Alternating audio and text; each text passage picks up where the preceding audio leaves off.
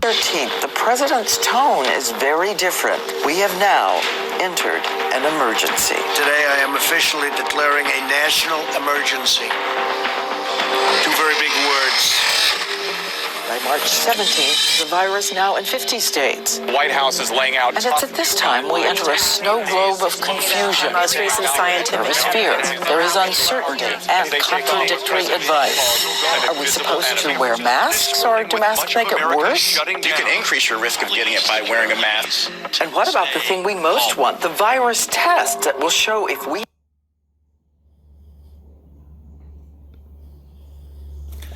So there we have our Surgeon General and Dr. Birx originally saying that, well, wearing a mask, I suppose, something that is A, non-medical, B, non-hypoallergenic, and C, damp and moist from your breath, quite possibly, as everybody's so fond of saying, everybody else's breath. And there you are wearing it all day long, or even if you are just in the store. I'm not going to pop in the halls just yet for a particular reason.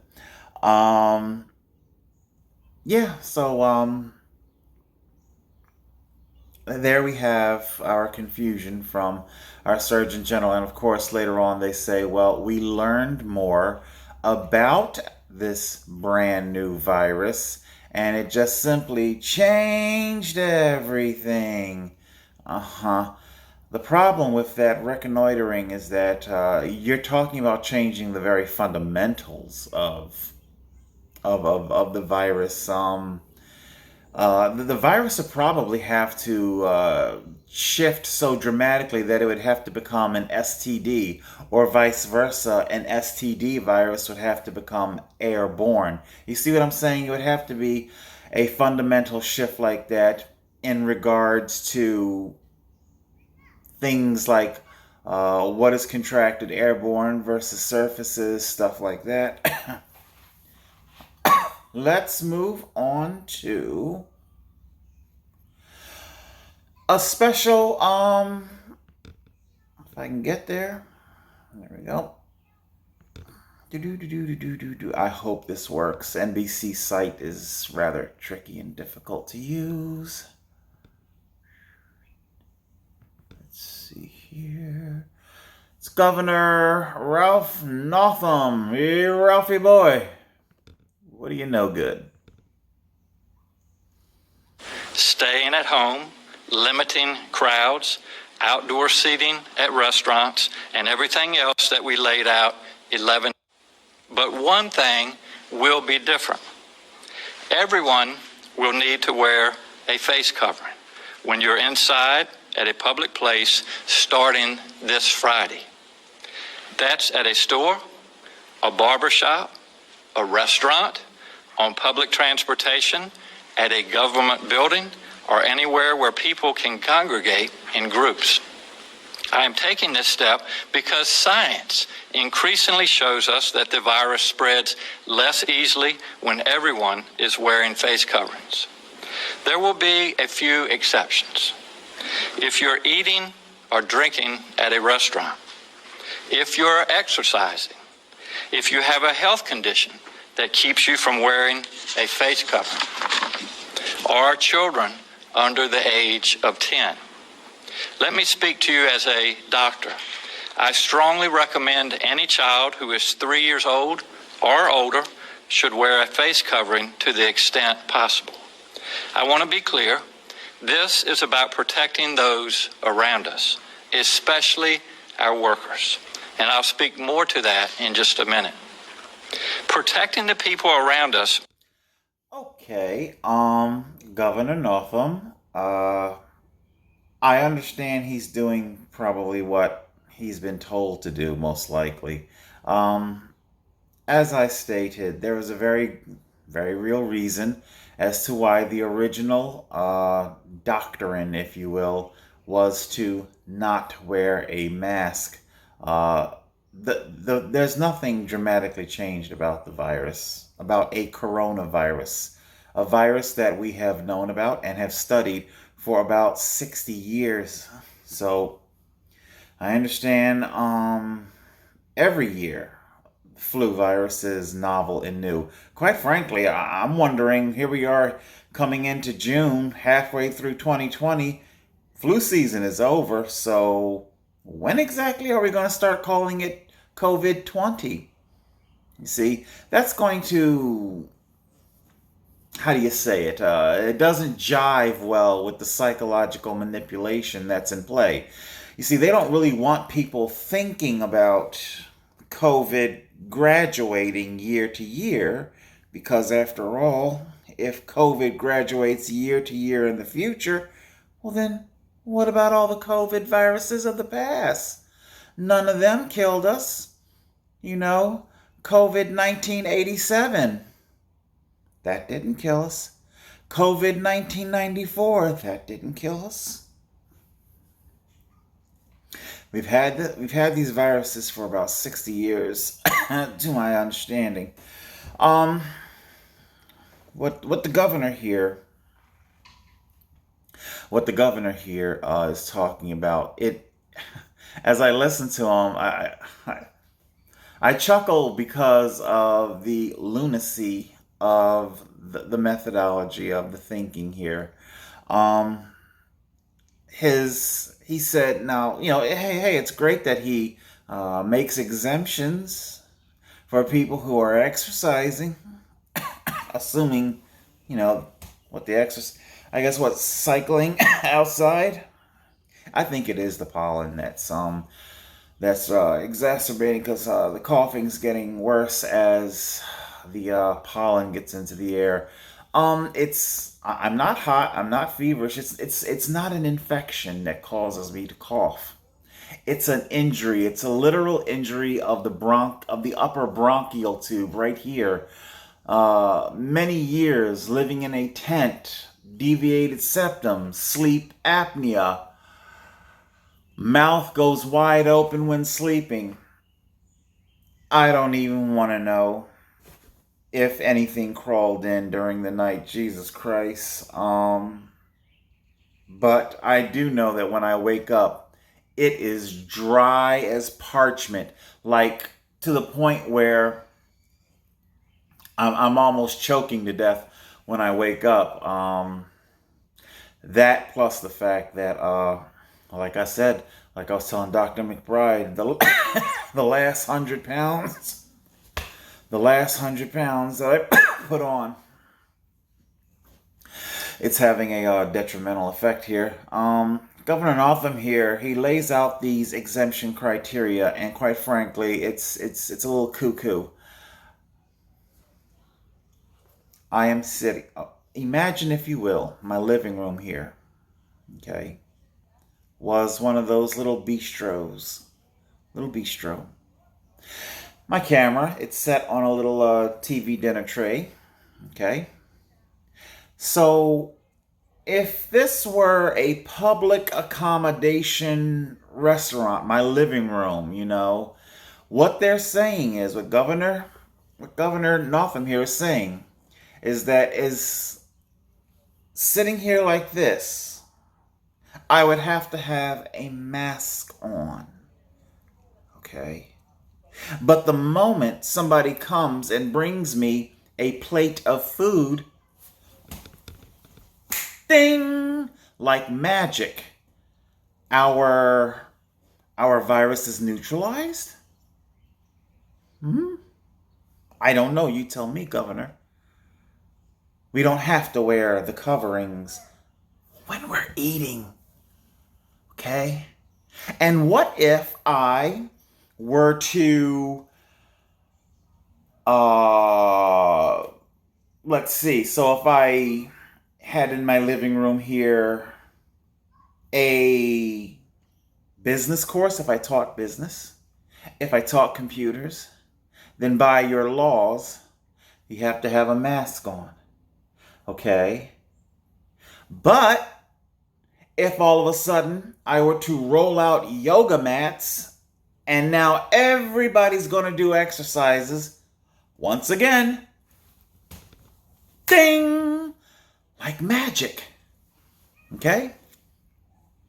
Like magic. Suddenly, you don't have to have the mask on. The virus is neutralized. Need I point out our interpreter and governor? They don't have a mask on right now. None of the governors and their henchmen.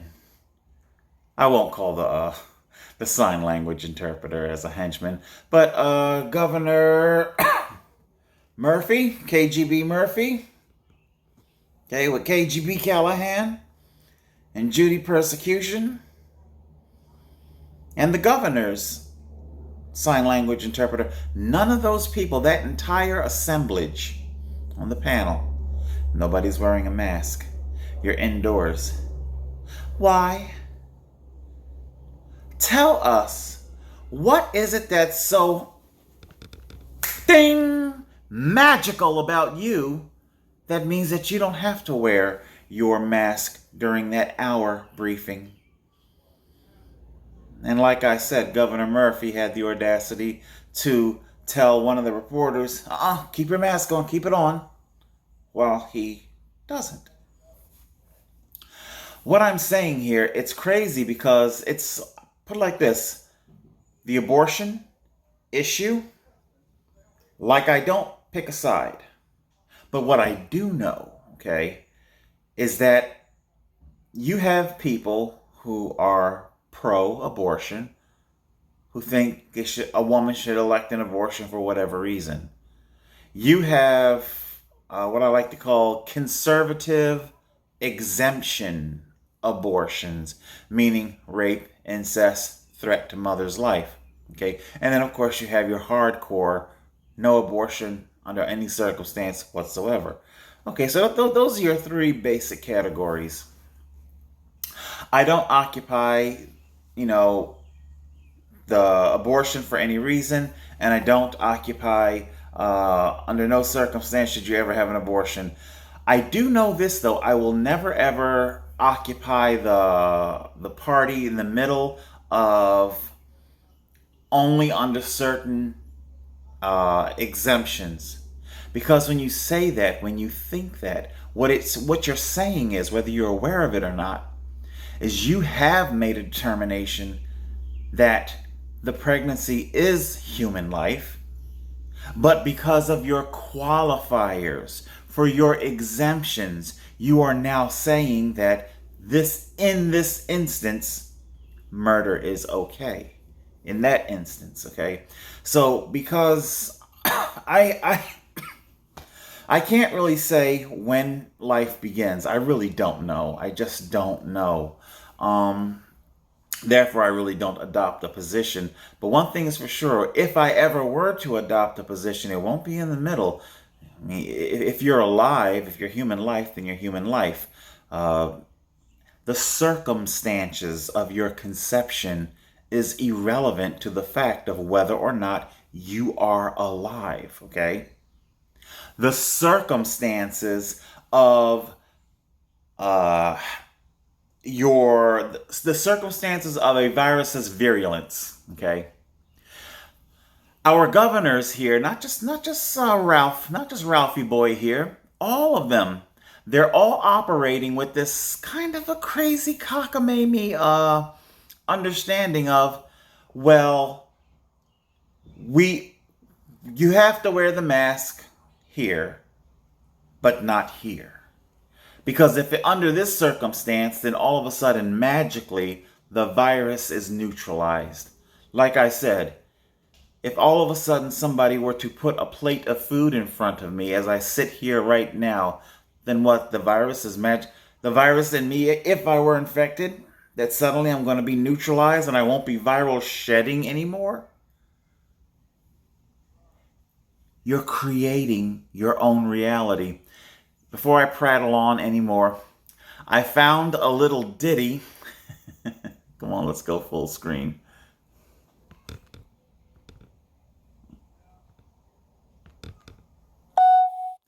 Before I prattle on anymore about the weird inconsistencies,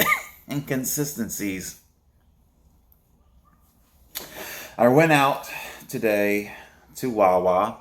I bought a gallon of milk at exorbitant prices. Matter of fact, let's see.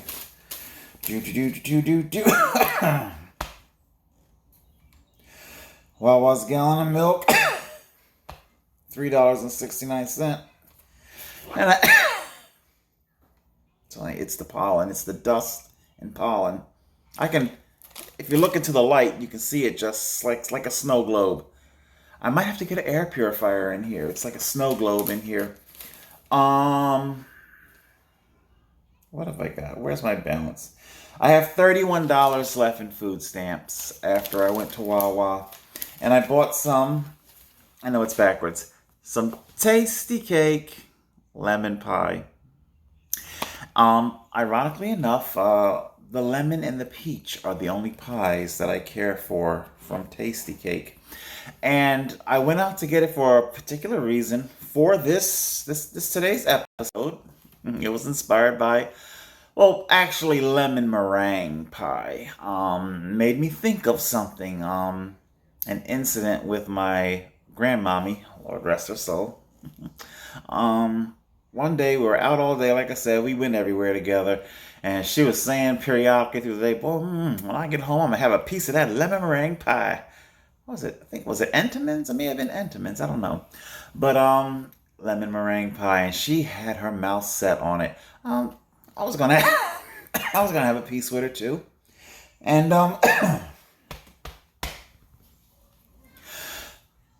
we get home. In my home there, Grant Avenue, we did have a minor roach problem. You know, to this day, I don't really know where it came from. I know Miss D didn't have, her house wasn't filthy. Miss May next to us wasn't. To this day, I mean, it was minor.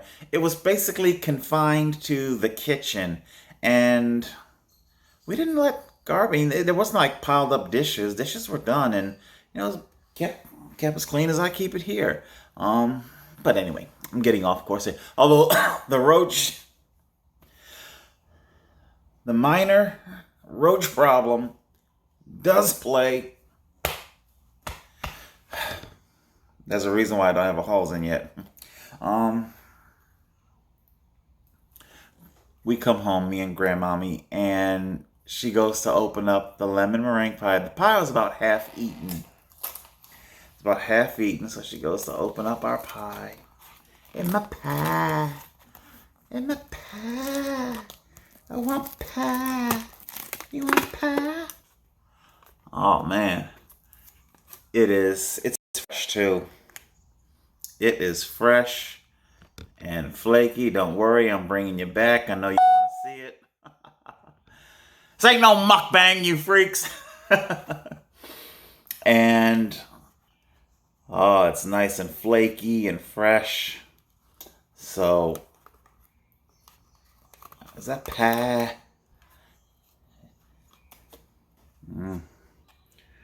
Lemon meringue.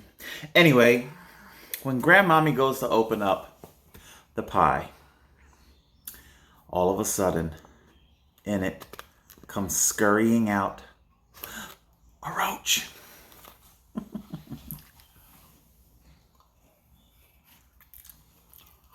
A roach crawled out the pie.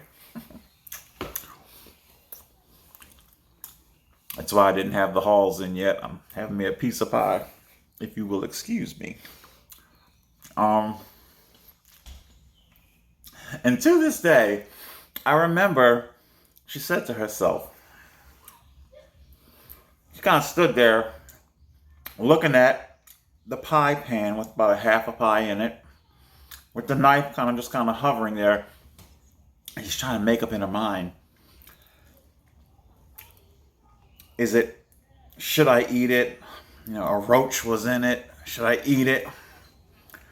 And she quickly just kind of with the knife just kind of, it was over there.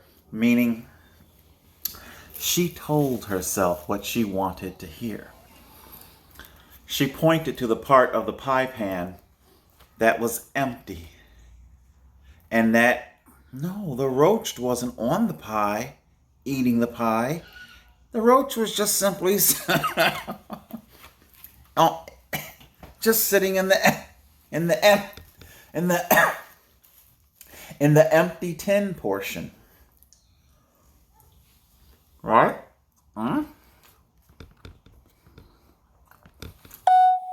Just sitting there in the empty tin.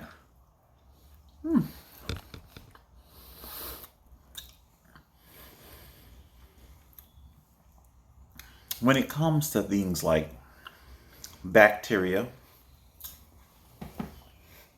I got some right here now. I'll get a new one.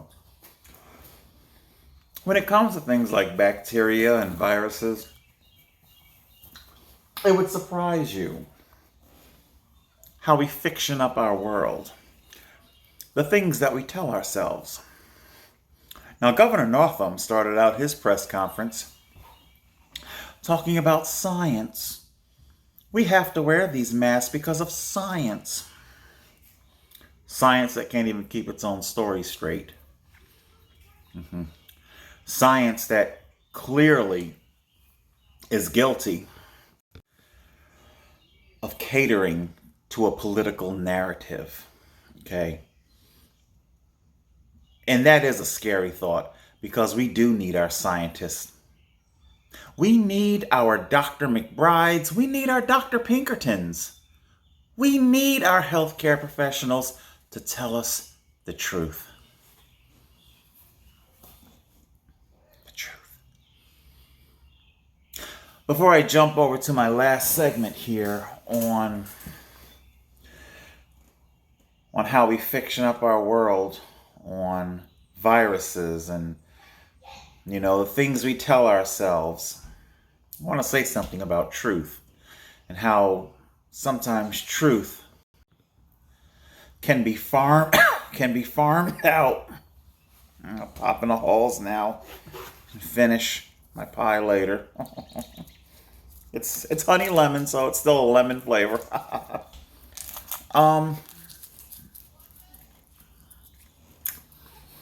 George Floyd. I'm about to make a prediction. Or not a prediction. Okay?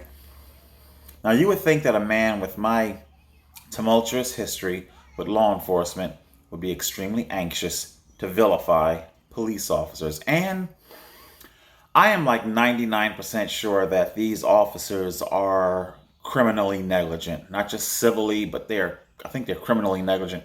However, everybody is so very ready. I mean, we've all seen the video. Okay, we've all seen the video. We all know. Dude sat there kneeling on his neck for 10 fucking minutes. And quite possibly choked him to death. Now, I say possibly because of one thing. You see, I did listen very closely to that video. George started talking about his stomach hurting. Now, I don't know, maybe he injured his stomach during the apprehension. I know that from the video, because we had spectator video, we had store surveillance video, we still have yet to see our body camera video. But there didn't appear to be too much of a resistance. I mean, come on, people. We've seen suspects put up one hell of a fucking fight, and they at least make it to, they live through the, in other words, there was not enough of even resisting arrest, even if it were true, doesn't merit a death sentence. Okay? However,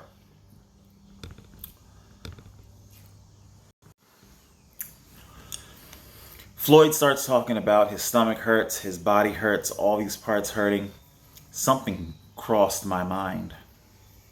prior to his extraction from the vehicle, and given the fact that he may have, don't know for certain, but he may have been engaged in some sort of criminal, fraudulent activity to get money.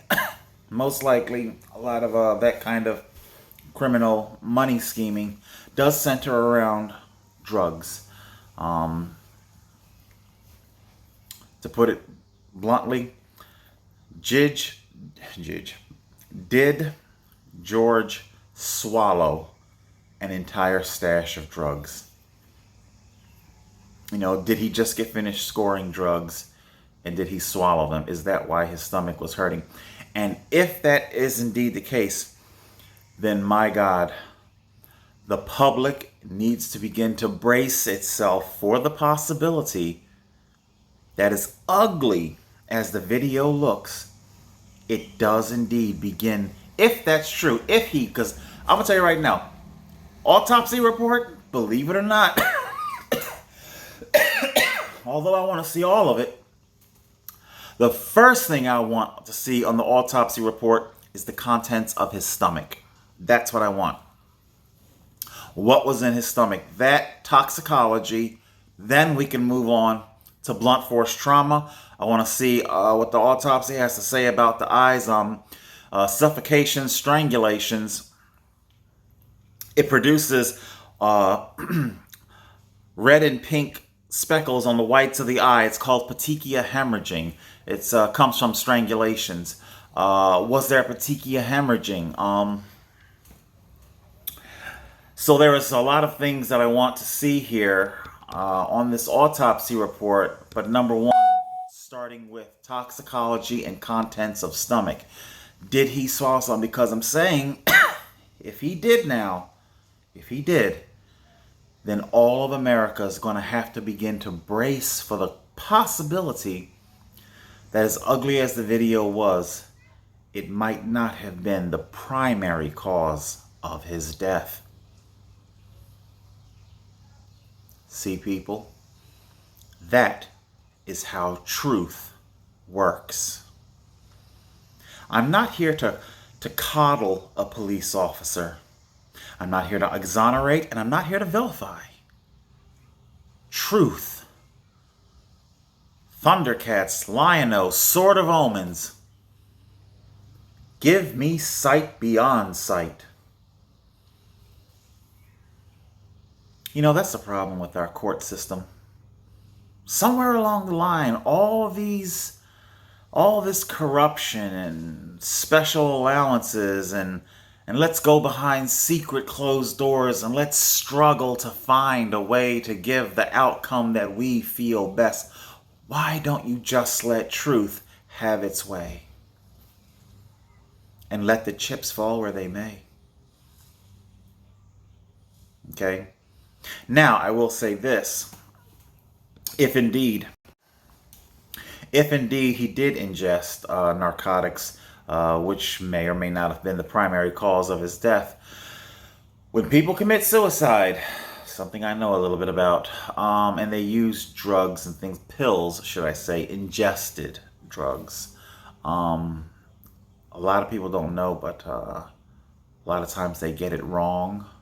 Not only do they get the dosage wrong, but they don't use a plastic bag over their head as their respiration begins to lower from the ingested medications. That's why a lot of times they will, as they feel themselves getting sleepy and about to nod off, they will put the bag over their head as their last and final act. So I say that because if indeed he did ingest narcotics, a constriction of airway, the carotid, so you have two different ways of choking a person out. Their trachea airway and restricting the carotid arteries to inhibit blood flow to the brain. And of course, I'd want to see the autopsy report on that. So either way, even if there were narcotics in play here, that cop, all four of them, the actual murderer and the accessory to the murder. It is not looking good for them. And that's just on a fluke, you know. If I was those cops, that's kind of what I'd be sitting. I mean, they're not in a jail cell when they fucking should be. But if I was those cops, I would be just patiently waiting, rocking back and forth, twiddling my thumbs. Please God, let there be massive amounts of drugs in the stomach. Let there be That's your only way of avoiding a life sentence. Because you're going to do some time. Even if there was drugs that he swallowed, you're going to do some time, baby. Your shit is done. And I don't mean a little bit of time. You know, if you want to get out before being, you know, senior citizen, then you better hope that there's drugs. But if he didn't swallow a bunch of drugs, you're done. Okay? You are done. All right.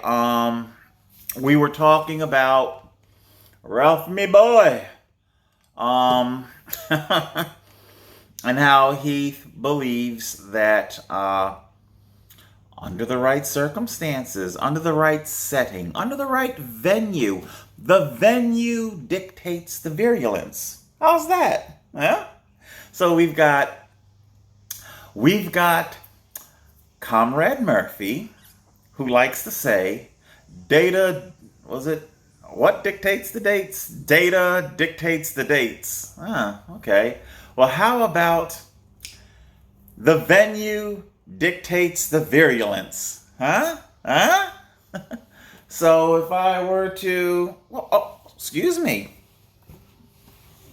I am eating something.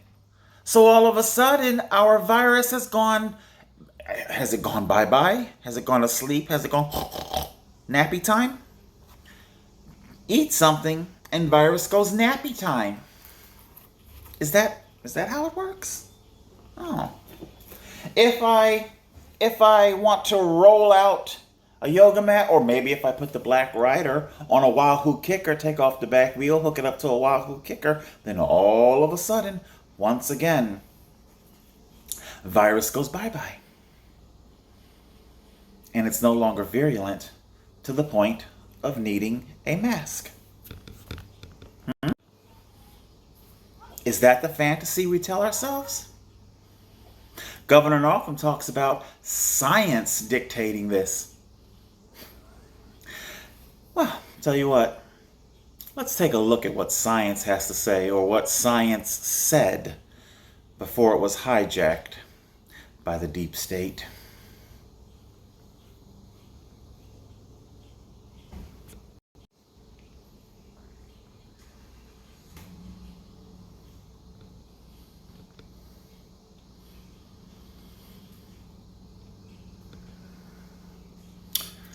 Who hasn't done it? The 5-second rule.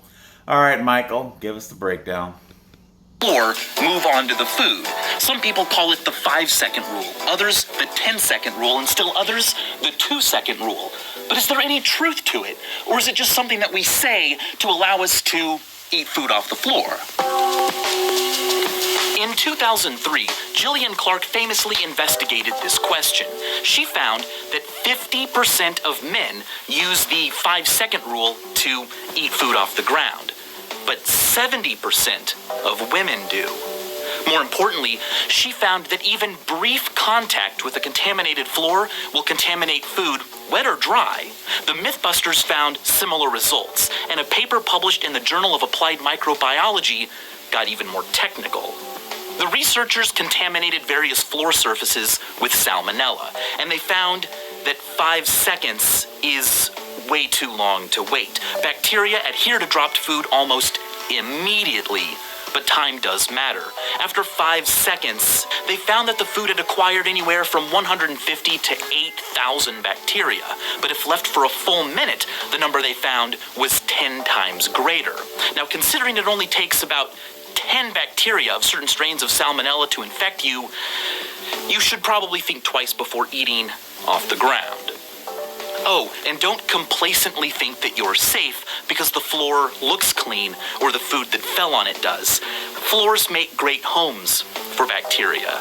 Also, floors come in contact with the bottoms of our shoes, and the University of Arizona has found that 93% of our shoes are contaminated with fecal bacteria.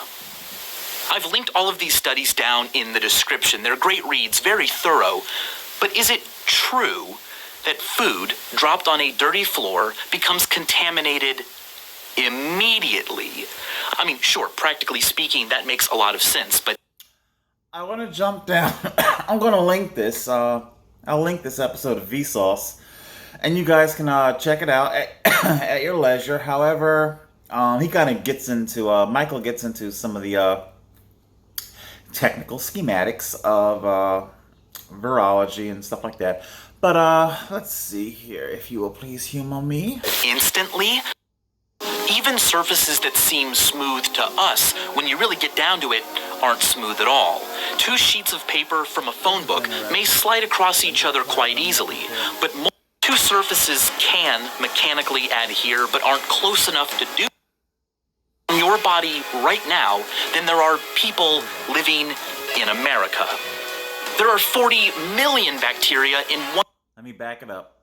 Maybe we shouldn't be eating food that's touched anything, because bacteria are everywhere, including on you right now. There are more bacteria on your body right now than there are people living in America. There are 40 million bacteria in 1 gram of soil and 5 non-million bacteria on Earth. It's been found that 1 out of every 10 bank cards and 1 out of every 7 bills has fecal bacteria on it. Here's something fun. Go down to the comments section and type the letter V. If you used a mobile phone to do that, congratulations, you just touched 6,281 bacteria. If you're using a desktop keyboard, you're a little safer. You probably only touched about 180. Cell phones are actually one of the most bacteria-ridden things we frequently encounter.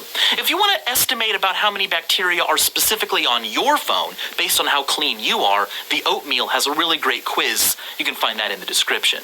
But honestly, what amazes me the most isn't how dirty our world is or how much bacteria there is. Instead, it's the fact that despite those numbers, we don't get sick more often. Our immune system is amazing, but it relies on the same principles of adhesion that bacteria do. The forces that cause food dropped on the floor to pick up germs are the same forces that we need to fight them. They're the same forces that bring us closer together, whether we like it or not. So keep adhering, and as always, thanks for watching. Well, thank you, Michael. Unfortunately, this is, let's see. When was this put out? Ah, yes. November 2012.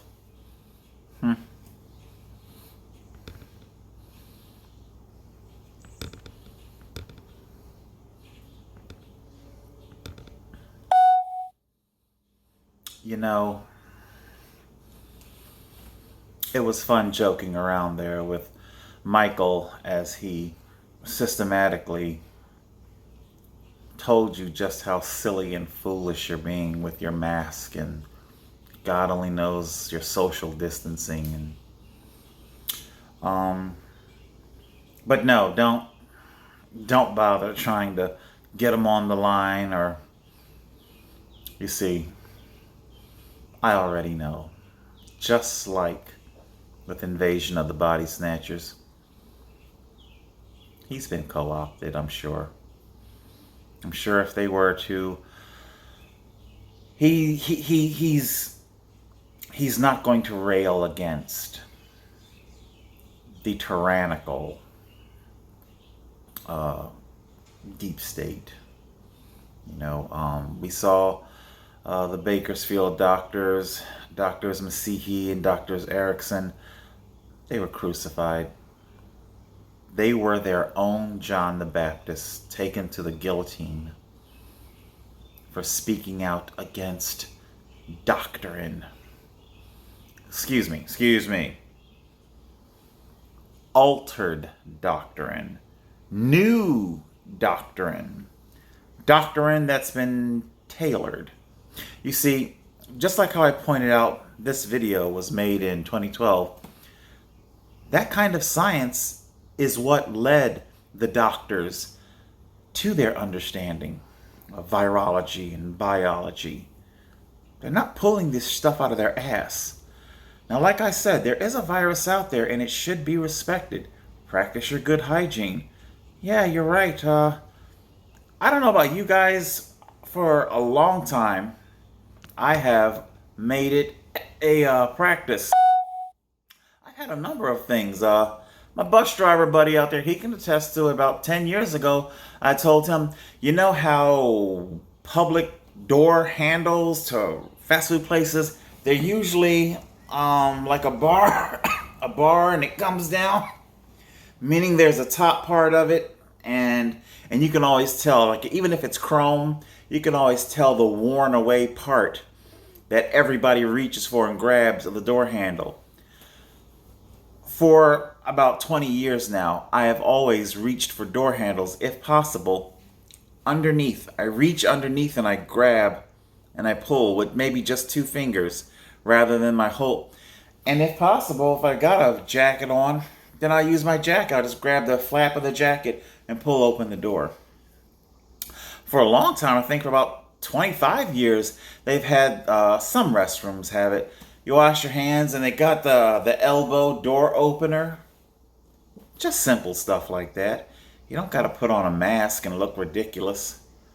You don't have to smother yourself to death, which is my situation. But yeah, I'm sure that we're somebody to reach out, and one of the corporate media titans, they'll get them out. We need you to help. We need your help. We need to help some of this disinformation. Do you mind coming out and talking about how things are all new now? And can you help us out with some alternative facts? We need some alternative facts. The science the real science, it's not really taking us where we want to go. Do you mind? Come on. The real science isn't taking us where we want to go. Okay. What was I? I stopped by a farmer's market today, and they got their all banded up and whatnot. I couldn't help. There's some giant tomcat. Apparently it's their cat. So, I don't got a problem with the cat being there. It's fine, you know. But I just love, once again, just like our 5-second rule, you tell yourself these things. My pie fell on the floor. I think it's okay to eat. Oh,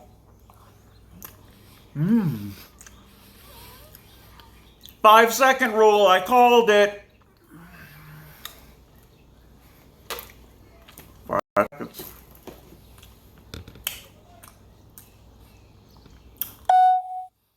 So, when you guys are all done fictioning up your world, telling yourself all the pretty lies that you want to,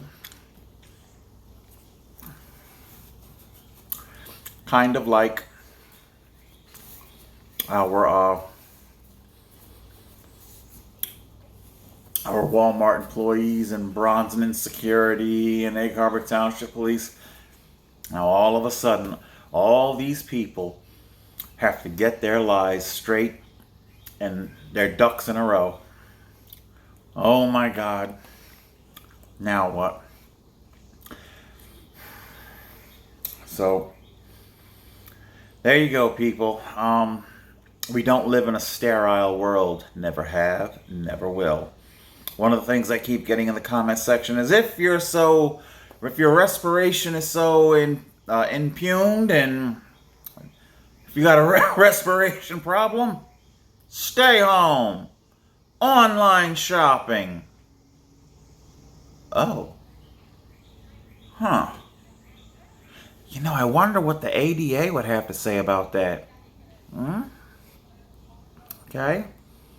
I wonder what the ADA would say, American with Disabilities Act, what they would say if all of a sudden all of the wheelchair ramps were gone, not maintained, businesses built without extra large handicap stalls for the restroom, no lowered urinals. Huh? You mean you can't stand your ass up? You're in a wheelchair? You want to go to bathroom? I think you should just stay home. Just stay home. See, you don't think your bigotry all the way through. It's so strange and bizarre because you're wearing these masks to accommodate this 1% of the population that would have symptoms. Okay? Think of somebody other than yourself. Why don't you think of somebody other than yourself? I did. Hello? There I was, thinking of somebody else. I said it myself. I have a respiratory injury. It's not an infection, but it's an injury. And I get it. It might put people off with me with my bouts of coughing that I tend to get. Okay? I did my part. Why can't you do yours? You would have me become homebound, a shut-in. You don't want your kind here. You're not like us. You're not with it.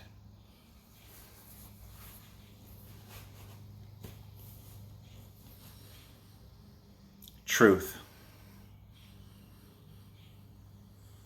It takes you places you don't want to go.